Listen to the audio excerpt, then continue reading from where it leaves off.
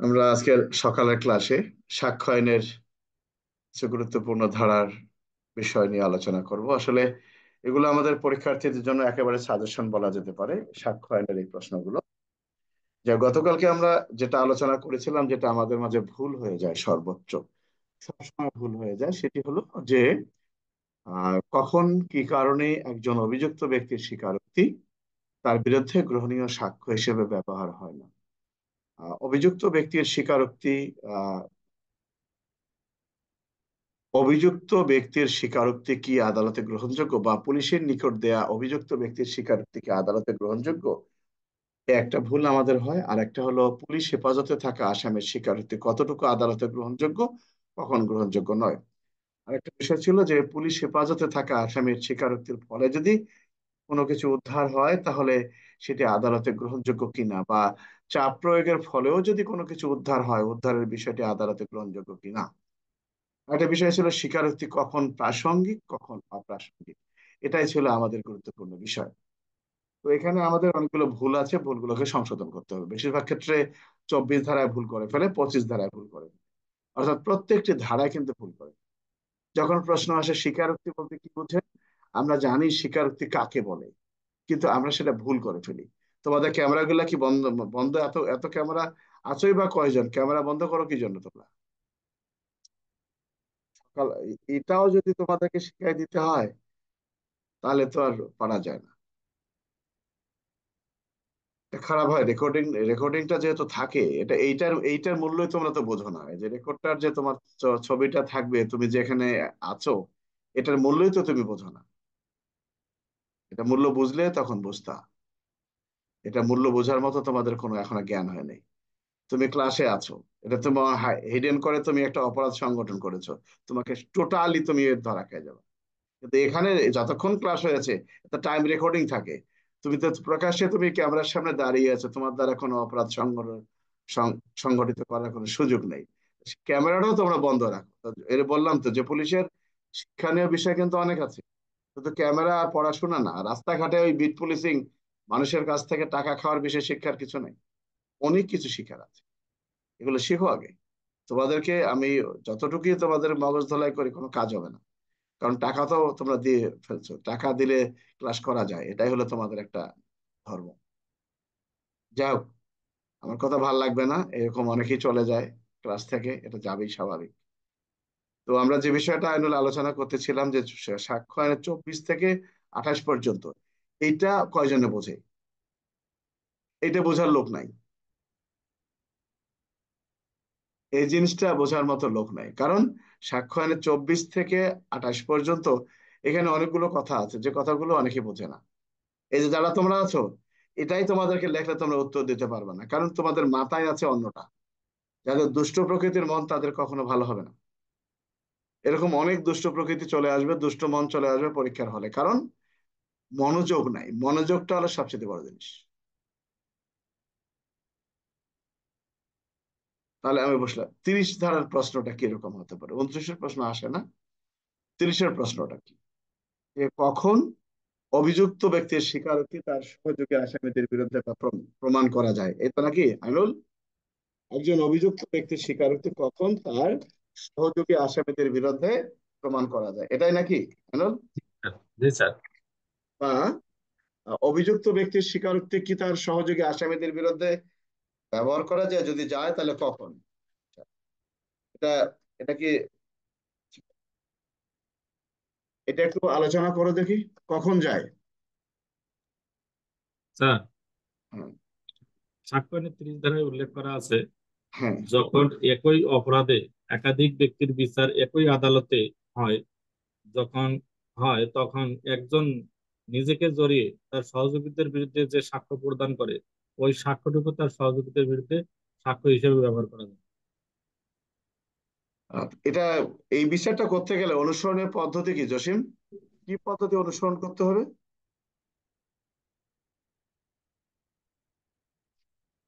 জসিম, জানো? একজন অভিযুক্ত ব্যক্তির স্বীকারোক্তি যদি তার সহযোগী আসামিদের বিরুদ্ধে প্রমাণ করতে হয়, তাহলে অনুসরণীয় পদ্ধতি কি? কি জানো? স্যার আমাকে বলছেন স্যার? না, দোষী তো তোমারই নাম। জি স্যার। হ্যাঁ, বলো। যখন স্যার একই মামলায় একাধিক ব্যক্তির বিচার হয়, একজনের দোষ প্রমাণিত হলে সহযোগীর আসামির বিরুদ্ধে সবারই একই অপরাধ অপরাধী হবে স্যার। বুঝলাম, কিন্তু কিভাবে প্রমাণ করতে হবে? প্রমাণের পদ্ধতি কি? ঘোড়ার ডিম পড়ে নেই সুজন। এগুলো তো শোনো, কখনোই আমি সামনে পরীক্ষা, মন খারাপ করবে তোমরা সবাই আমি জানি, কারণ ভালো কথা কেউ পছন্দ করে না। সামনে পরীক্ষা, পরীক্ষার হল থেকে এসে বলবো যে স্যার আজ জীবনে পরীক্ষা দিয়ে আমার লাভ নেই। কারণ নিজে যে বোঝো না বা পড়ার চেষ্টা করো না, এটা তো আমরা নিজে বুঝতে পারি। সুজন, কিভাবে প্রমাণ করতে হয়? স্যার যখন ওই যে একই ঘটনা বিচার যখন আদালতে সবাই একত্রিত হয় স্যার, ওই প্রথম যে ব্যক্তিরা বলছে স্যার যে এই ঘটনাটা স্যার আমি করছি বা আমরা সবাই করছি, ঘোড়ার ডিম আইনুল বলো তখনই তো, স্যার।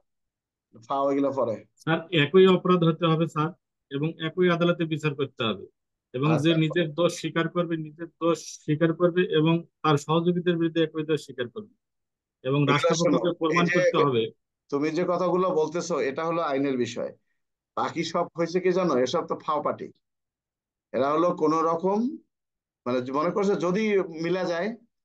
তো একটা লোক কিন্তু নিজের দোষটা কখনো আমরা স্বীকার করি না। একটা লোক কি কারণে তার এই পদোন্নতি পরীক্ষায় যে নাম্বার কম পাচ্ছে, এই আহ বিগত 20 বছরের প্রশ্ন দেখবা, 20 বছরের প্রশ্ন দেখবা, সাক্ষ্য আইন থেকে যতগুলো প্রশ্ন আসছে তার মধ্যে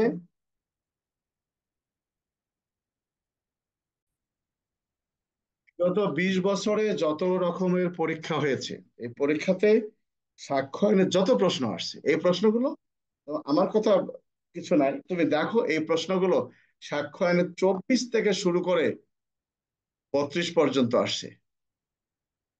বিগত 20 বছরে যত রকমের সাক্ষ্য আইনের প্রশ্ন আসছে, 24 থেকে শুরু করে 32 পর্যন্ত আসছে।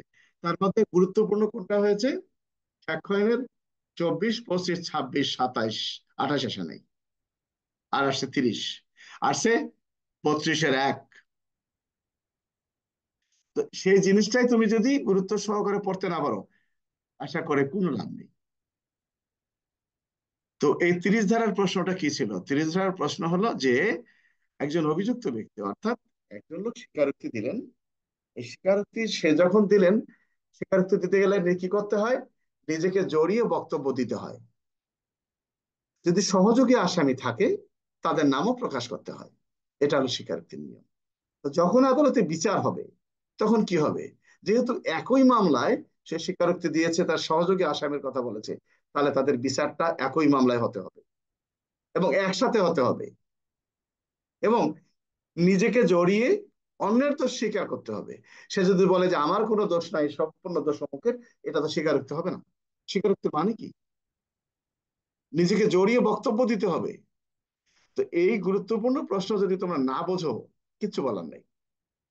কারণ তোমাদের মন মানসিকতা পড়ার এইখানে নাই। এটা আমি যতই তোমাদেরকে বারবার করে বলি না কেন, মনে মনে বকা দেওয়া কিংবা যাই কিছু বলো, এগুলো না। একটা লোক পড়তে গেলে তাকে পড়াটা দেখে শুনে পড়তে হবে। কতবার তোমরা পড়বা এরকম করে? সেখানে তুমি উত্তর দিতে পারো না। তাহলে আমরা যে কথাটা এখানে আলোচনা করছি সেটি হলো যে একজন অভিযুক্ত ব্যক্তির স্বীকারোক্তি তার সহযোগী আসামি, অর্থাৎ যে অভিযুক্ত সে তো বক্তব্য দিল, আদালতে দাঁড়িয়ে শপথনামা পাঠ করে, তারই বক্তব্যটা তার সহযোগী আসামির বিরুদ্ধে ব্যবহার করা যাবে। সহযোগী সে, আচ্ছা ভালো কথা। এখন এই স্বীকারোক্তি প্রদানকারী, যিনি স্বীকারোক্তি প্রদান করেছেন, তিনিও কিন্তু একজন সাক্ষী। স্বীকারোক্তি প্রদানকারী তিনিও একজন সাক্ষী। কোন ক্ষেত্রে? সে তো নিজেকে জড়িয়ে অন্যদের কথা বললো যে অমুকরাও দোষী। যাদেরকে দোষী বলা হয়েছে, এই দোষীটা প্রমাণের ক্ষেত্রে সে নিজেও একজন সাক্ষী। তো স্বীকারোক্তি প্রদানকারী কি একজন সাক্ষী? হ্যাঁ, স্বীকারোক্তি প্রদানকারী তিনিও একজন সাক্ষী। অর্থাৎ নিজেকে জড়িয়ে তার সহযোগী আসামি যারা ছিল তাদের নাম প্রকাশ করে যে বক্তব্যটা দিয়েছে, এই বক্তব্য প্রমাণ করিবার লক্ষ্যে সেও একজন সাক্ষী।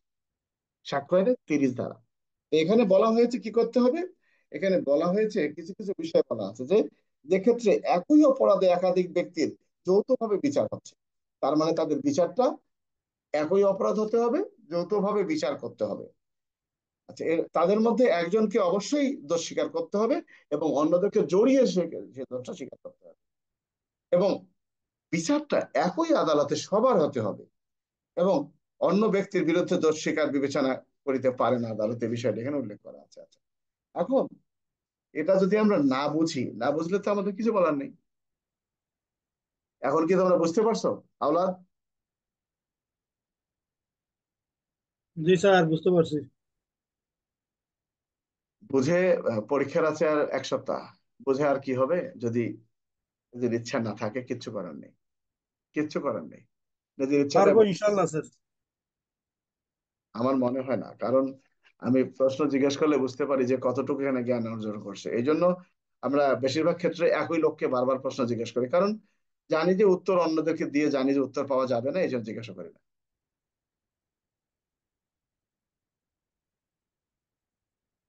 সাক্ষ্য 32 ধারার প্রশ্ন কিরকম আসতে পারে সুজন?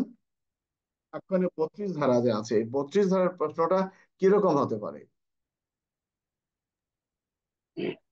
স্যার, কোন ব্যক্তি মৃত্যুর পূর্বে স্যার তার মৃত্যুর কারণ সম্পর্কে যে কিছু দেওয়া যায় তাই স্যার সাক্ষ্য 32 ঘোড়ার ডিম জানো আওলাদ, 32 ধারার প্রশ্ন কিরকম আসতে পারে? স্যার, হ্যাঁ, সাক্ষ্য 32 ধারার প্রশ্নটা কিরকম হতে পারে?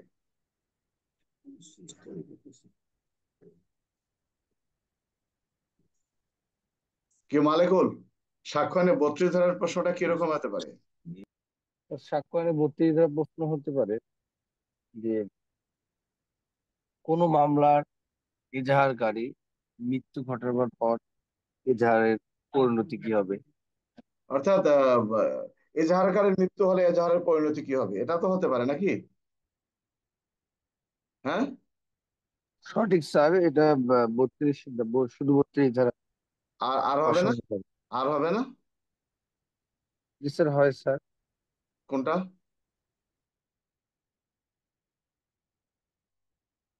কোনটা হবে আইনুল? আর কি প্রশ্ন হতে পারে 32 ধারা সম্পর্কে? 32-এর 1 না, কিন্তু 32 ধারার সম্পর্কে।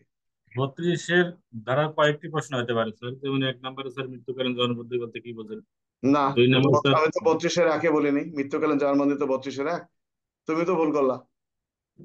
32-এর 32-এর প্রশ্ন হতে পারে যে যে ব্যক্তি নিখোঁজ, যাকে খুঁজে পাওয়া যাচ্ছে না, বা যিনি সাক্ষ্য দেওয়ার অযোগ্য হয়ে পড়েছেন, তার জবানবন্দি কি আদালতে প্রাসঙ্গিক, বা যে সাক্ষীকে আদালতে হাজির করা কোনো অবস্থাতেই সম্ভব নয়, এই ধরনের ব্যক্তির সাক্ষ্য কি আদালতে গ্রহণযোগ্য?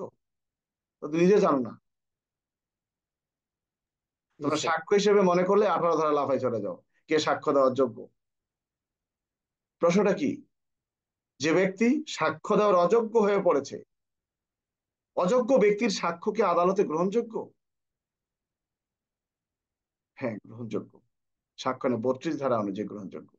অযোগ্য যে ব্যক্তি শারীরিকভাবে অনুপযুক্ত সাক্ষ্য দেওয়ার মতো, কথা বলতে পারতেছেন না শারীরিক বয়স্কের কারণে বা শারীরিক কোনো সমস্যার কারণে, এই ব্যক্তি পূর্বে এই ঘটনায় তদন্তকারী কর্মকর্তার নিকট বা অন্য কোনো ব্যক্তির নিকট যে জবানবন্দিটা দিয়েছিল, সেই জবানবন্দিটাই আদালতে বিচারকালে গ্রহণযোগ্য বা প্রাসঙ্গিক। কি তাহলে কি পড়ালাম আমরা এতদিন? এজাহারের পরিণতি কি হবে? এজাহারকারী এজাহার দাখিল করার পর যদি মারা যায়, সেক্ষেত্রে এজাহারের পরিণতি কি হবে? সাক্ষ্য 32 ধারা অনুযায়ী আদালতে প্রাসঙ্গিকতা পাবে। এটা কখনোই 32-এর 1 হিসেবে, মৃত্যুকালীন জবানবন্দি হিসেবে হবে না। এই প্রশ্নে কি বলা আছে যে যে ঘটনায় মৃত্যু ব্যক্তি আহত হয়েছিল, বা তার মৃত্যুর কারণ সম্পর্কে বর্ণনা করে যদি কোনো ব্যক্তি মৃত্যুবরণ করেন, সেক্ষেত্রে সেক্ষেত্রে তার জবানবন্দির পরিণতি কি হবে, তা তো বলা নেই। বলা ছিল যে এজাহারকারী এজাহার দাখিল করার পর মৃত্যুবরণ করেছেন, অর্থাৎ এজাহারকারীর মৃত্যু হলে এজাহারের পরিণতি কি হবে, সাক্ষ্য 32 ধারার কথাটি বলা হয়েছে। যে সাক্ষ্য দেওয়ার অযোগ্য হয়ে পড়েছে, যে ব্যক্তিকে আদালতে হাজির করা সম্ভব নয়, সাক্ষ্য দেওয়ার অযোগ্য হয়ে পড়েছে, সেটা বয়সের কারণে হবে, যাকে খুঁজে পাওয়া যাচ্ছে না, বা যিনি মৃত, তার মানে কি এজাহারকারী মারা গেছে, তাহলে এজাহারকারীর আগের বক্তব্য কোনো সাক্ষী যদি সাক- কোনো সাক্ষী যদি পুলিশের নিকট কোনো সাক্ষ্য প্রদানের পর মৃত্যুবরণ করেন, সেক্ষেত্রে মামলার পরিণতি কি হবে, বা সেক্ষেত্রে এই ব্যক্তির সাক্ষ্য কি আদালতে গ্রহণযোগ্য? হ্যাঁ, গ্রহণযোগ্য, 32 ধারা অনুযায়ী গ্রহণ। এই জিনিসগুলো তো পড়তে হবে, আমি তো বুঝি না। সামনে রাত পোহালে পরীক্ষা, এগুলো গুরুত্বপূর্ণ। প্রতিটা বার তোমাদের এখান থেকে প্রশ্ন আসে, তোমরা কি করো? ভুল করে 32-এর 1 লিখে দাও, মনে করো এটা মৃত্যুকালীন জবানবন্দি। কি আসছিল না তোমাদের এখানে, আইনুল? জি স্যার, আছিল স্যার। আচ্ছা, এরপরে আমরা আসি 32-এর 1। মৃত্যুকালীন জবানবন্দি বলতে কি বুঝেন? কে মৃত্যুকালীন জবানবন্দি লিপিবদ্ধ করতে পারেন, বা অন্তিম বিবৃতি কাকে বলে? কোন জবানবন্দি যদি কোনো ব্যক্তি যদি মৃত্যুর আগ মুহূর্তে তার মৃত্যুর কারণ সম্পর্কে বর্ণনা দিয়ে থাকেন, এ ধরনের বর্ণনা আদালতে প্রাসঙ্গিক কি? আবার এটাও আসতে পারে যে একটা প্রশ্ন আসলো, ক নামক ব্যক্তিকে তার পরিবারের সদস্যগণ জমাজমি নিয়ে, বা তার ভাই বা আত্মীয় স্বজন বা বন্ধু বান্ধব পারিবারিক সমস্যার কারণে তাকে গুরুতর আঘাত করে, সে সংজ্ঞাহীন অবস্থায় হাসপাতালে আসে। হাসপাতালে আসার পর সে তার আহত হওয়ার ঘটনা বিভিন্ন জনের কাছে ব্যক্ত করে, সেখানে ডাক্তার, পুলিশ ইত্যাদি ইত্যাদি অনেকজন উপস্থিত ছিল, কিন্তু কেউই তার বক্তব্যটা লিখিত আকারে গ্রহণ করেন নাই। বক্তব্য শেষ, সে মৃত্যুর কোলে ঢলে পড়ে বা সে মৃত্যুবরণ করে। এখন এই ধরনের বক্তব্য কোন ধরনের বক্তব্য হিসেবে বিবেচিত হবে? এই ধরনের বক্তব্যটাই মৃত্যুকালীন জবানবন্দি হিসেবে বিবেচিত হবে, কারণ সে মৃত্যুর কারণ সম্পর্কে বলেছিল। একটা সেকেন্ড ভাই। 32-এর 1 যে প্রশ্নটা, এই প্রশ্নটা বিভিন্ন ভাবে আসে। একটা হলো 32-এর 1। তো আমি একটা কথা বলি, যারা পরীক্ষা দিচ্ছ বিভিন্ন সময়, এত বছর পরীক্ষা দিচ্ছ, এগুলো প্রশ্ন আসে না এরকম কিন্তু না, প্রত্যেকবার প্রশ্নগুলো আসে। কাছাকাছি কাছে প্রশ্নগুলো বুঝতে হবে যে এই প্রশ্নটা কিভাবে আসতে পারে। 32, স্যার আমি যদি 32-এর 1 না লিখে 32 লিখি, হবে না, কারণ 32-এর 1 একটা গুরুত্বপূর্ণ বিষয়, আবার 32 আর একটা গুরুত্বপূর্ণ বিষয়। এটা অন্য কোনো বিষয় না যে আমি যদি ভুলে যাই তোমাকে নাম্বারই দিবে না। আমরা চলে আসি মৃত্যুকালীন জবানবন্দি কাকে বলে। অর্থাৎ এই সাক্ষ্য আইনে 32-এর 1 বলা আছে যে কোনো ব্যক্তি তার মৃত্যুকালে যে ঘটনার ফলে তার মৃত্যু ঘটতেছে, এই মৃত্যুর ঘটনার, এই মৃত্যুর পথে যাওয়ার বা মৃত্যুর মুখোমুখি দাঁড়ানোর যে কারণগুলো, এই কারণগুলো বর্ণনা করে যে বক্তব্যটা দিয়ে থাকেন, সেটি হলো মৃত্যুকালীন জবানবন্দি। এটি সাক্ষ্য আইনে 32-এর 1 ধারায় বলা হয়েছে মৃত্যুকালীন জবানবন্দি। কে লিপিবদ্ধ করতে পারে? আমরা আর একটা প্যারা করব, সেখানে লিখবো যে মৃত্যুকালীন জবানবন্দি লিপিবদ্ধ করতে পারেন হাসপাতালের চিকিৎসক, একজন ক্ষমতাবান ম্যাজিস্ট্রেট, একজন পুলিশ অফিসার, প্রয়োজনে যে কোনো ব্যক্তি এই মৃত্যুকালীন জবানবন্দি লিপিবদ্ধ করতে পারেন। এখন যদি প্রশ্ন আসে যে একজন কনস্টেবল কি মৃত্যুকালীন জবানবন্দি লিপিবদ্ধ করতে পারেন, আমরা লিখবো যে হ্যাঁ, একজন কনস্টেবল তিনিও সাক্ষ্য আইন অনুযায়ী মৃত্যু সাক্ষ্য আইনের 32-এর 1 এবং পিআরবি 266 বিধি অনুযায়ী মৃত্যুকালীন জবানবন্দি লিপিবদ্ধ করতে পারেন। প্রশ্ন এমন হতে পারে যে কোন পুলিশ কনস্টেবল গুলিতে আহত অমুককে সরকারি গাড়ি যোগে ঢাকা মেডিকেল হাসপাতালে নিয়ে যাওয়ার পথে তার মৃত্যুর কারণ সম্পর্কে বর্ণনা করেন, এবং আশেপাশে শুধু শুধুমাত্র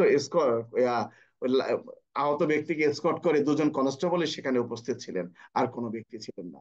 হাসপাতালের দরজায় যাওয়া মাত্রই সে ব্যক্তি মৃত্যুর কোলে ঢলে পড়েন। এটার প্রাসঙ্গিকতা আছে কিনা? কারণ আইনে কিন্তু যে কোনো ব্যক্তি পারে মৃত্যুকালীন জবানবন্দি লিপিবদ্ধ করতে পারে, বা মৃত্যুকালীন তার তার এই মরার কারণ সম্পর্কে জানতে পারেন যে কোনো ব্যক্তি। সে লিখতে হবে তা কিন্তু না। এই জিনিসগুলো বুঝতে হবে। কি কারো কোনো বক্তব্য আছে 24 থেকে এই 32-এর 1 পর্যন্ত? স্যার, বলো।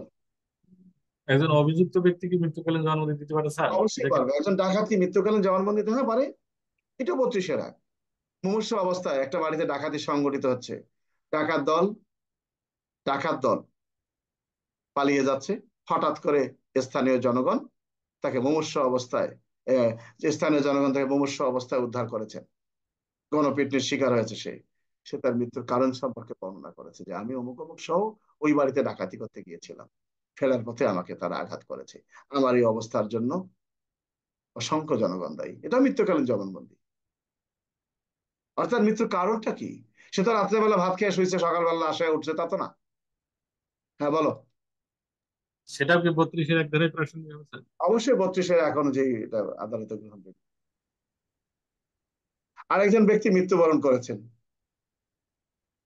সে তার কারণ সম্পর্কে লিখে গেছেন যে অমুকের সাথে আমার দ্বন্দ্ব চলতেছে। এই মৃত্যুর কারণটা সে লিপিবদ্ধ করে গেছেন। এটা মৃত্যুকালীন জবানবন্দি। তবে এই বিষয়টি 32-এর 1 হবে না, এটা হবে 32-এর 2। তার মৃত্যুর কারণ সম্পর্কে সে লিখে গেছেন কোন রেজিস্টারে, কোনো খাতায়, কোন নথিতে। 32-এর 2 কি বলছে? যে ক্ষেত্রে বিবৃতি দানকারী স্বাভাবিক কাজকর্মের রীতি অনুযায়ী, অর্থাৎ যেমন আমরা জানি একজন লোক মারা গেছেন কিন্তু সে ব্যবসায়ী ছিল, তো সাক্ষ্য অনুযায়ী এই ব্যবসায়িক হিসাবের খাতায় টাতায় অনেক কিছু লিখে যায়, সেগুলো আদালতে প্রাসঙ্গিক। তো সে তো এটাই লিখে গেছে অমুকের কাছে এই টাকা পয়সা পেয়ে গেছি ইত্যাদি ইত্যাদি, সে লিখে মারা গেছে। সে বক্তব্যটা দেওয়ার পরে, এই কাগজকর্মে লেখার পরে সে মারা গেছে। এটাও আদালতে মৃত্যুকালীন জবানবন্দি হিসাবে হবে। কিন্তু তাই বলে ওই 32-এর 1 এখানে হবে না। এটা তার মৃত্যুর কারণ নয়, কিন্তু সে জবানবন্দিটা দিয়ে গেছে মৃত্যুর পূর্ব মুহূর্তে। আমরা তো মূলত কি বলবো, আর আমরা মূলত 32টাই বুঝি না। 32-এর নিম্ন বর্ণিত ক্ষেত্রে প্রাসঙ্গিক। অর্থাৎ এই যে যে ব্যক্তি মৃত্যুর কারণ উঠছে, সে লিখে থুয়ে চলে গেছে, ওই ব্যক্তিকে যদি কখনো আদালতে সাক্ষী রূপে তলব করা হয়, 32 ধারার বক্তব্যটা 32 ধারার জন্য তলব করা হয়, তখন যদি তাকে অনুপস্থিত পাওয়া যায়, তখন তার এই যে বিবৃতি, এটাই আদালতে প্রাসঙ্গিক হিসেবে গ্রহণযোগ্য। আমরা তো বুঝি না কি বলছে। সেইরূপ ব্যক্তি লিখিত বা মৌখিক বিবৃতি নিম্নলিখিত ক্ষেত্রে প্রাসঙ্গিক ঘটনা, তার মানে নিম্ন বর্ণিত ক্ষেত্রে এগুলো প্রাসঙ্গিক ঘটনা হিসেবে আদালতে বিবেচিত হবে। একটা হলো মৃত্যুর কারণ, এরপরে বলছে বিবৃতি দেওয়ার পরে তার রীতিনীতি কাজকর্ম অনুযায়ী।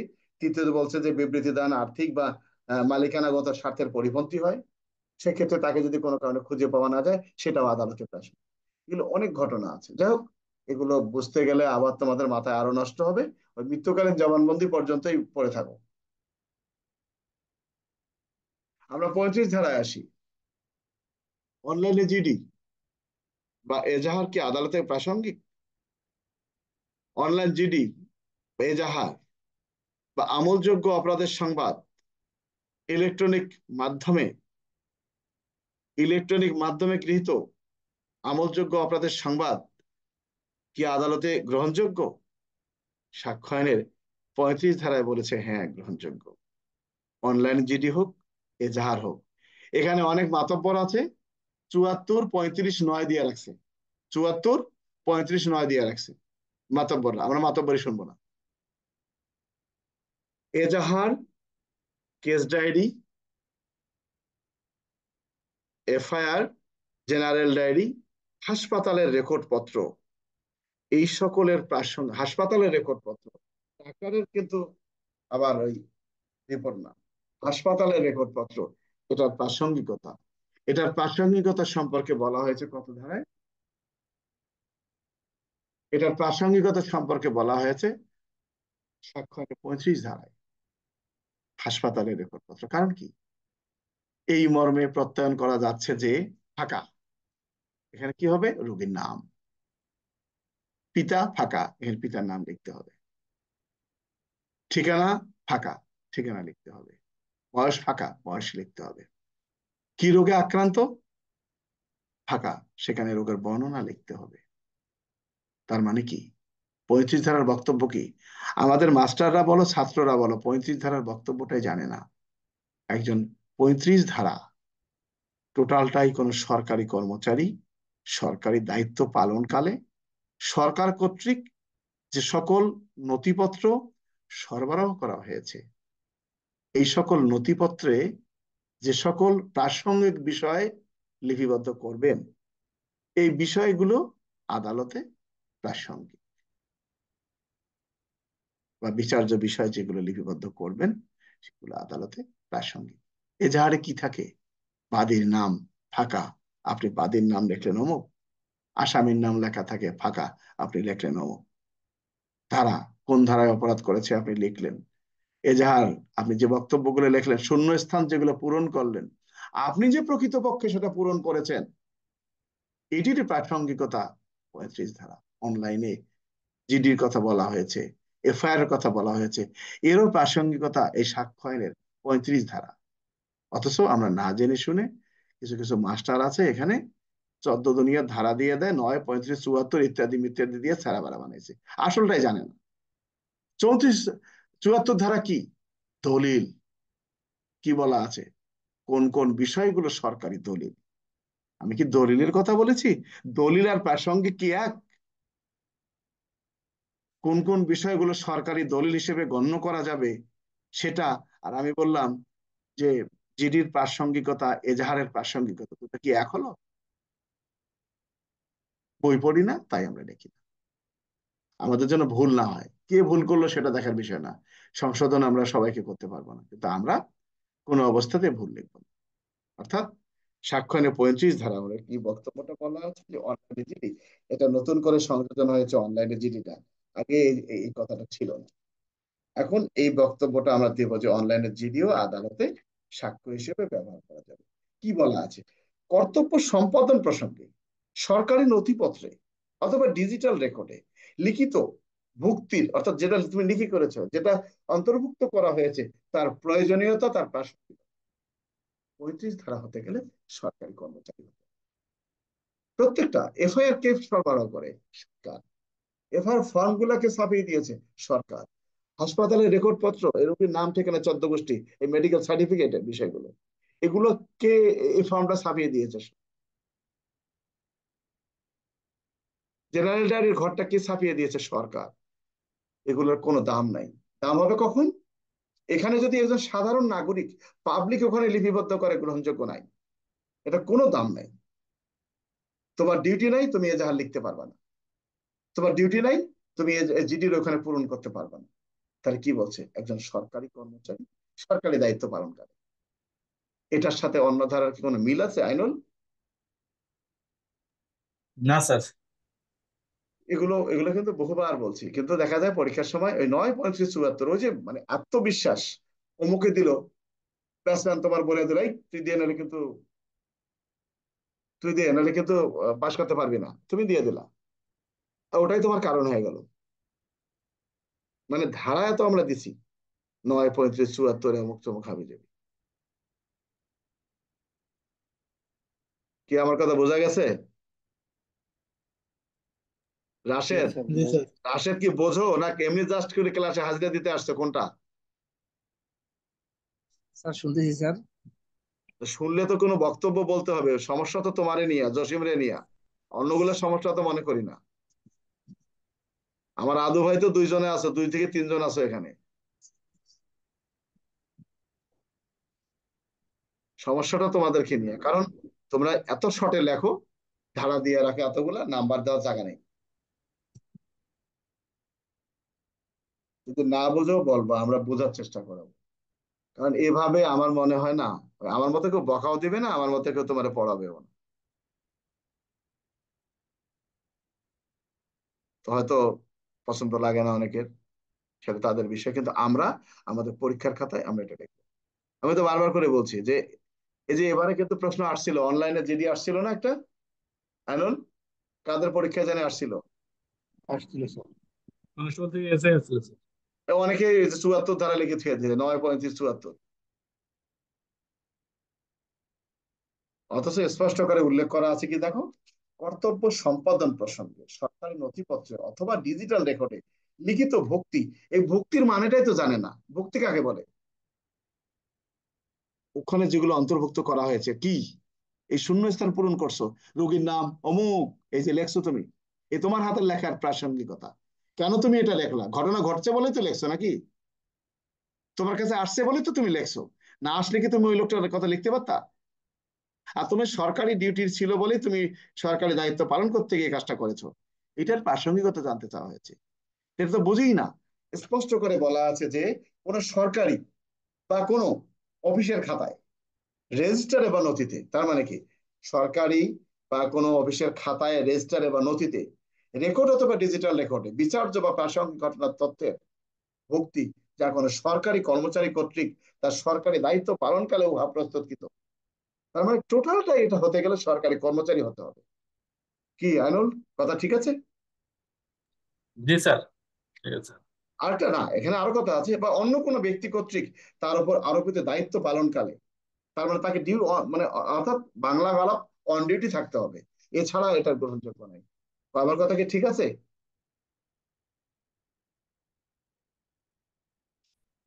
এটা আমাদের জি স্যার। গুরুত্বপূর্ণ। আচ্ছা, আরেকটা বিষয় হলো যে পূর্ববর্তী দণ্ড কি আদালতে, পূর্ববর্তী দণ্ড কি আদালতে গ্রহণযোগ্য, বা পূর্ববর্তী দণ্ড বা সাজা, এটা কি আদালতে গ্রহণযোগ্য বা প্রাসঙ্গিক আইনুল? জি স্যার, সাক্ষ্য 40 ধারা মোতাবেক স্যার পূর্ববর্তী দণ্ড আদালতের প্রাসঙ্গিক। আহ, আহ, চলমান মামলা, চলমান মামলার চলমান মামলার রায় ব্যাহত করিবার উদ্দেশ্যে পূর্ববর্তী রায় কি আদালতে গ্রহণযোগ্য?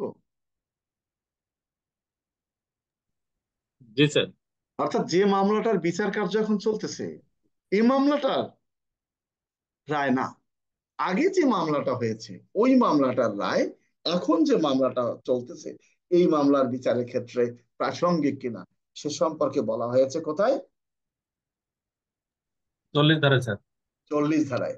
এটা তো ভাষাই বোঝে না। কি বলা আছে? দ্বিতীয় মোকদ্দমার বিচার নিষিদ্ধ করিবার জন্য, তার মানে কি, প্রথমে একটা মামলা মোকদ্দমা আছে, কি বলছে? দ্বিতীয় মোকদ্দমার বিচার নিষিদ্ধ করিবার জন্য পূর্ববর্তী মামলার রায় প্রাসঙ্গিক। দ্বিতীয় মোকদ্দমা বা দ্বিতীয় মামলা, এই যে দ্বিতীয় মামলা যে বিচার হচ্ছে, তার এই বিচারটা নিষিদ্ধ করিবার লক্ষ্যে আগের মামলার বিচারটা আদালতে প্রাসঙ্গিক। এটাই তো বলছে নাকি? সঠিক স্যার। এটা আমাদের লোকেরা বোঝে না। প্রায় সময় প্রশ্ন আসে, ওই স্যার 511 ধারা, নথিপত্র দেখা যায়, জেলখানায় যে ছিল এটা যাচাই করা যায়, ওটি লিখে থুয়ে দেয়। কি জসীমউদ্দিন, স্যার কিছু বোঝো? বুঝি স্যার, এটা স্যার। বলতে পারো না স্যার যা বুঝি আপনার দমকে সব ভুলে যায় নাকি? না স্যার, মাঝখানে মাঝখানে আটকে যায় স্যার, ওই একটু জড়তা দেয় স্যার। কোনো আটকায় না। একটা জিনিস মনে রাখবা, যে পড়াশোনা যদি ভালো করে না করো, সামনে আসবে কালকে পরীক্ষা, আর 2 দিন আছে সময়। তোমাকে কি করতে হবে? তোমাকে বুঝতে হবে যে কোনটা আমার গুরুত্ব হতে পারে। তুমি তো বুঝোই নাই। এই যে 40 ধারার প্রশ্নটা, এতক্ষণ যে 35 ধারার কথা বললাম, 35 ধারা কয়জনে বোঝে আমাকে তাকে বুঝাও।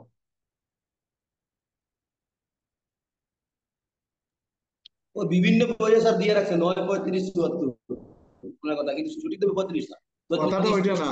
বলা আছে 35 স্যার। 35 ধারার বক্তব্যটা এটা লিখতে গেলে একটা লোককে অন ডিউটি থাকতে হবে। রাস্তার থেকে একজনকে লোক ধৈর্য আইনে লিখলেই 35 ধারার প্রাসঙ্গিকতা পাবে না।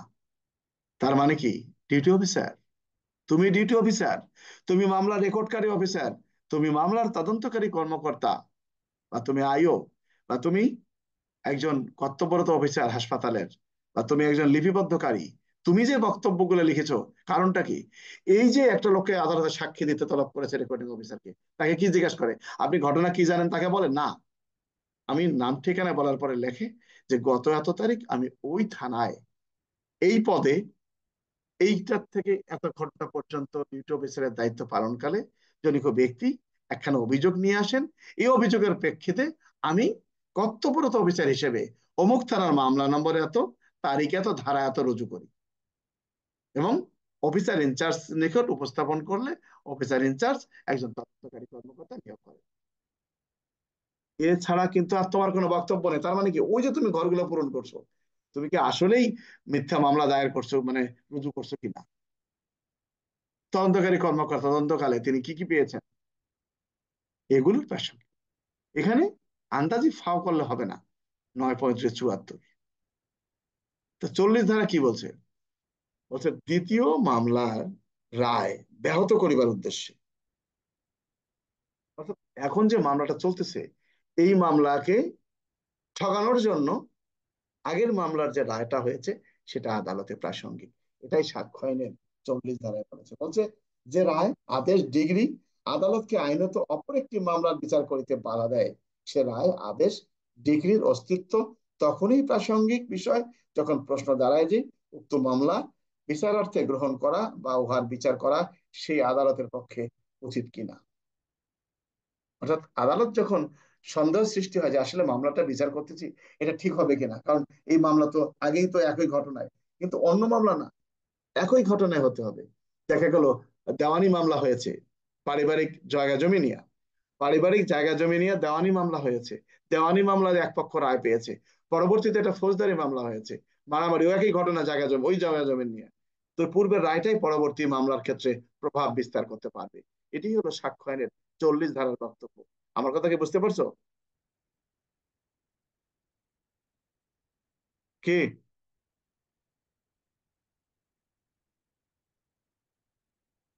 কি বুঝতে পারছো কি বোঝো নাই আওলাদ? আর 40 দ্বারা একটু জড়সড় হয়ে গেছে। কোথায়? 40 দ্বারা একটু বুঝতেছি না।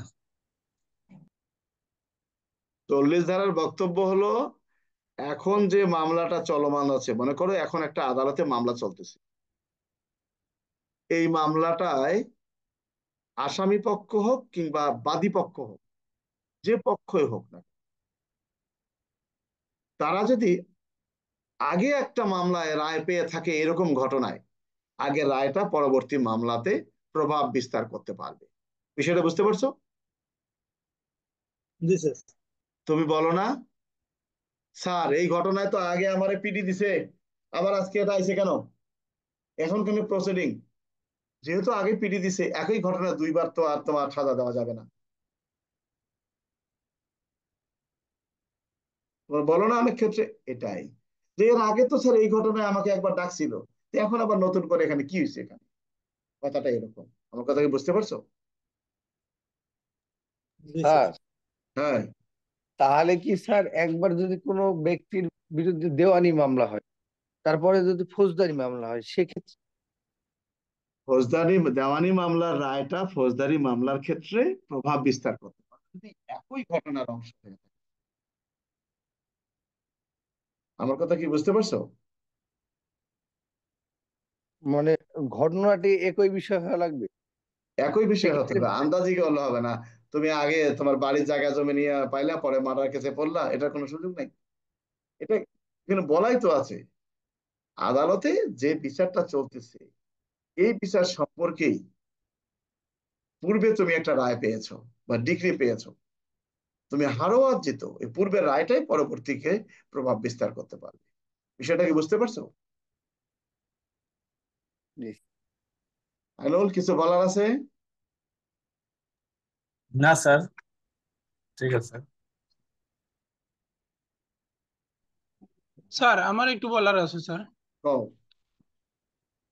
স্যার এই যে 35 ধারা যেটা আমরা এই মামলা রেকর্ড বা সেই যে পুলিশ পরিদর্শক অফিসার ইনচার্জ যে মামলা রেকর্ড করে, ওটাও কি 35 ধারায় প্রাসঙ্গিক স্যার? যে কার্যক্রমে করুক না কেন 35 ধারা অনুযায়ী প্রাসঙ্গিক। অর্থাৎ ওই এজাহার, যে হ্যাঁ, ওসি যে মামলা রেকর্ড করে, যে ওই ওসির যে দস্তখতটা, এই দস্তখত নিয়ে যদি কখনো প্রশ্ন আসে, তাহলে 35 ধারা অনুযায়ী প্রাসঙ্গিক যে ওই ওসি ওই তারিখ ওই থানায় কর্মরত ছিল, এই যে তার সব স্বাক্ষর। বিষয়টা বুঝতে পারছো? জি স্যার, ওই যে আদালতে দেখছি যে ওই যে ইন্সপেক্টর স্যারদেরকে সাক্ষীতে ডাকে যে মামলা রেকর্ড করি অফিসার হিসেবে মানে। হ্যাঁ, ওইটাই। জি স্যার, ঠিক আছে। আচ্ছা, আমরা এরপরে যে বিষয়টা আলোচনা করব সাক্ষ্য আইনে 45 ধারা। 45 ধারা কি বলা আছে? বিশেষজ্ঞের মতামত। কার মতামত? একজন বিশেষজ্ঞ। তাহলে বিশেষজ্ঞ কে? বিশেষজ্ঞ বলতে কি বোঝেন? বিশেষজ্ঞ বলতে ওই ব্যক্তিকে বোঝায় যিনি কিনা কোনো বিষয় সম্পর্কে পরীক্ষা নিরীক্ষা করে আদালতে মতামত প্রদান করার মতো ক্ষমতাবান, তিনি বিশেষজ্ঞ। বিশেষ বিষয়ে যিনি অজ্ঞ বা অভিজ্ঞ, এ কথাগুলো না। তো একজন বিশেষজ্ঞ কয়টি বিষয় সম্পর্কে তিনি আদালতে মতামত প্রদান করতে পারবেন? 2022 সনে সংযোজিত হয়েছে, অর্থাৎ প্রতিস্থাপিত হয়েছে ওখানে। তো 45 ধারার বক্তব্যটা কি? বিশেষজ্ঞের মতামত, এটাকে বলা হয় তৃতীয় পক্ষের সাক্ষী বা একজন পারদর্শী সাক্ষী। 45 ধারা বোঝানোর জন্য তোমাকে অনেক কিছুই বুঝতে হবে, অনেক কিছু জানতে হবে। কারণ কি জানতে হবে? এই প্রশ্নটা কয়ভাবে আসতে পারে। বিশেষজ্ঞ ভালো, বা যিনি কোনো পরীক্ষা নিরীক্ষা করে রিপোর্ট দিয়ে থাকেন, তার সে ব্যক্তি না, তার লেখাটা, তার কাগজটা, তার সার্টিফাই কপিটা আদালতে গ্রহণযোগ্য বা মতামত দেওয়ার মতো তার ক্ষমতা আছে কিনা, সেটি হলো বলা হয়েছে এই 45 ধারায়। এখন 13টি বিষয় এর সাথে যোগ করা হয়েছে। সেখানে যে কথাটি বলা হয়েছে যে যখন আদালতকে বিদেশি আইনের কোনো বিষয়, বিজ্ঞান, ভৌত, ফরেনসিক প্রমাণ, ডিজিটাল রেকর্ড, কলা বা হাতের লেখা। এখন তোমাদেরকে একটা মনে করতে হবে যে ডিজিটাল মাধ্যম বা ইলেকট্রনিক মাধ্যম পরীক্ষা নিরীক্ষা করে যদি কোনো ব্যক্তি আদালতে রিপোর্ট প্রদান করেন, এই রিপোর্ট কি আদালতে গ্রহণযোগ্য? এখন এই এটিকে আদালতে প্রাসঙ্গিক কিনা? আগে তো 58 ধারার মধ্যে ছিল না ডিজিটাল নিরাপত্তা আইনের, এখন তো সাইবার নিরাপত্তা আইনের 57-তে মনে হয় চলে আসছে সেটা। তো আমরা তো লাফাই ওখানে যাব, কিন্তু না, এই সাক্ষ্য আইনের 45 ধারায় বলেছে যে আগে ছিল বিদেশি আইন বিষয়ে পারদর্শী, কলা বিষয়ে, চারুকলা বিষয়ে, হাতের লেখা বা আঙ্গুলের ছাপ বা পায়ের ছাপ, এগুলো বিষয় সম্পর্কে ছিল। আইন বিষয়ে, কোন অস্ত্র বিষয়ে, সবকিছু। কিন্তু এর সাথে চলে আসছে এখন ডিজিটাল বা ইলেকট্রনিক। তো একটা ডিজিটাল মাধ্যম পরীক্ষা নিরীক্ষা করে যদি কোনো ডিজিটাল কোনো বিষয় যদি পরীক্ষা নিরীক্ষা করে কেউ রিপোর্ট দিয়ে থাকেন, সেটি আদালতে প্রাসঙ্গিক কিনা। এখন তুমি যদি সাইবার নিরাপত্তা আইনে চলে যাও তাহলে কিন্তু হবে, তোমাকে বুঝতে হবে এটা সাক্ষ্য আইনের প্রশ্ন। আচ্ছা, এখানে এই জন্য বিষয়টি বলা হয়েছে যে ডিজিটাল রেকর্ড, কলা বা হাতের লেখা, আঙ্গুলের ছাপ, পায়ের ছাপ, তালুর ছাপ, আইরিস ছাপ, টাইপিং শনাক্তকরণ, বাণিজ্যিক কারিগরি পরিভাষা বা কোনো প্রাণীর পরিচয় সম্পর্কে কোনো মতামত, বিদেশি আইনের কোনো বিষয়, বিজ্ঞান, ভৌত, ফরেনসিক ইত্যাদি, সেখানে বলা হয়েছে যে বিষয়গুলো সম্পর্কে তিনি মতামত প্রদান করবেন, এই ধরনের ব্যক্তিদেরকে বলা হয় বিশেষজ্ঞ, এবং এগুলো প্রাসঙ্গিক ঘটনা এবং তাদের লিখিত বক্তব্যটা আদালতে গ্রহণযোগ্য। আমার কথা কি বুঝতে পারছো না, বোঝো নাই?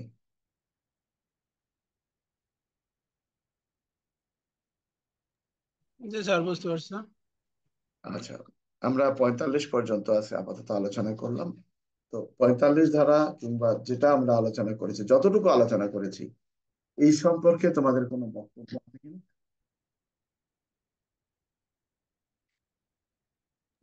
স্যার, এই 45-এর গেলবারে একটা প্রশ্ন আসছিল শর্ট প্রশ্নে, যে কোনটি বায়োমেনিক্স এর না।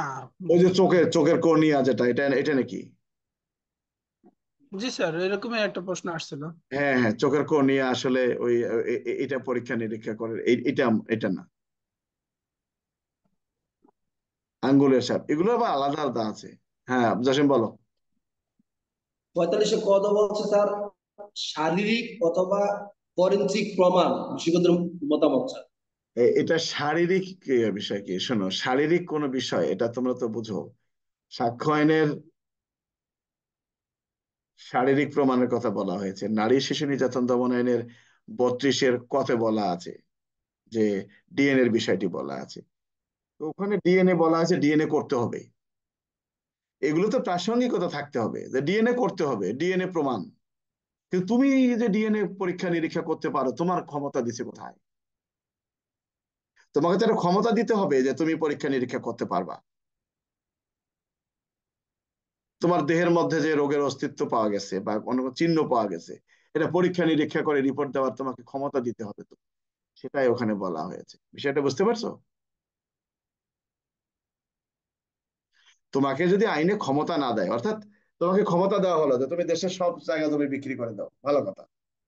কিন্তু যদি বলে তুমি জায়গা জমি যাই বিক্রি করো, তোমার এই সইটা কিন্তু এখানে গ্রহণযোগ্য নয়,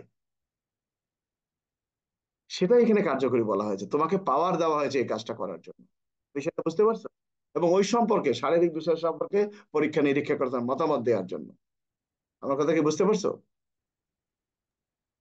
জি স্যার, বুঝতে পারছেন। যখন সে শারীরিক অথবা ফরেনসিক প্রমাণের কথা বলবে, তুমি 45 পদে বলবে এই প্রশ্ন বিভিন্ন অনুযায়ী। আইন আছে, তোমার সাক্ষ্য আইনের বিষয় আছে, তুমি 45-এ ক বললে তো হবে না, তুমি তো হেডলাইন পড়তেছো, ভিতরে পড়তে হবে কি বলা আছে। বুঝতে পারছো? এটা আমরা রাতে আলোচনা করবো, ওই 45 পথে আমরা যাইনি এখনো। কারো কিছু বলার থাকলে বলো, আগে যে 45 থেকে পূর্বের যেগুলো আছে। কারো কিছু বলার আছে? শীতল, কিছু বলার আছে, জানার আছে? না স্যার। আচ্ছা, আইনুল কিছু বলবা? না স্যার, ঠিক আছে স্যার। অফিস আদালত কি চলছে ভালো মতো তোমাদের সবারই?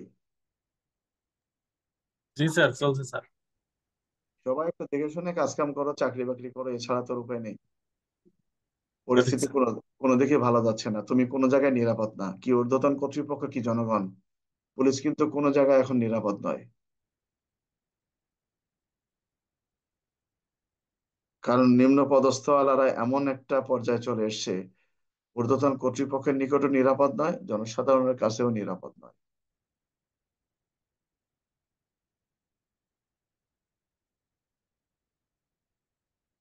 যাক, রাশেদ কিছু বলবা? রাশেদ কি সিসি নিছো নাকি?